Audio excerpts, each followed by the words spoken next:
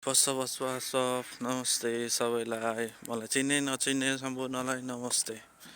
म अहिले हाल रोमानियामा छु। अहिले रोमानियामा चिसो एकदम बढेको छ। देख्न सक्नुहुन्छ, रुखको पात एउटै छैन, तसर्थ धेरै नै जाडो छ। अहिले चिसोको मौसम हो, दिन प्रतिदिन चिसो बढिरहेको छ। तर रोमानियामा खेतीपाती हुन्छ है साथीहरू। त्यहाँ देख्नुहुन्छ बन्दा लगाएको छ, त्यहाँ टमाटर छ, फुल छ। यहाँका मान्छे यो अलिक गाउँ टाइप पर्यो। तपाईँको गाउँ ठाउँको मान्छेहरूले आफ्नो लागि यो खानेकुराहरू आफैले उब्जाउ गर्छन् क्या। किनभनेदेखि यहाँनिर त्यस्तो किन्नु हुँदैन। प्याज लसुन सम्पूर्ण लगाएको हुन्छ क्या। जे होस् आफैमा डिपेन्ड हुन्छन् क्या। तर प्रत्येक घरमा एक एउटा गाडी चाहिँ हुन्छ।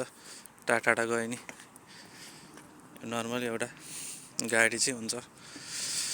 त्यसै त रोमानियामा हुनेहरूलाई अब जाडो बढेको छ, नानी लुगा लाउनु होला, नत्र भने चिसोले हान्न सक्छ।